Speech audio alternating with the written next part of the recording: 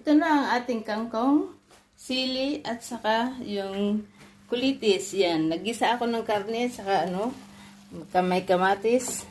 Saka yung hipon na maliliit na dried galing ng Pilipinas. Yan, ganyan po natin lulutuin yan. Yan natin lulutuin guys ngayon.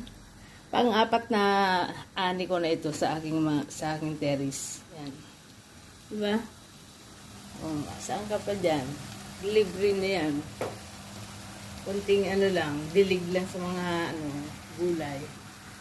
Yan, nilagay na natin yung kangkong. Sunod naman ang kulitis. So, nilagay na natin yung kulitis saka yung dahon ng sili guys. Yan. Yan na. Oh, masarap na yan guys. Yan, ang final na natin na luto guys. Ang sarap. Yan, ang ating bulanglang. Yan, sarap talaga yan guys.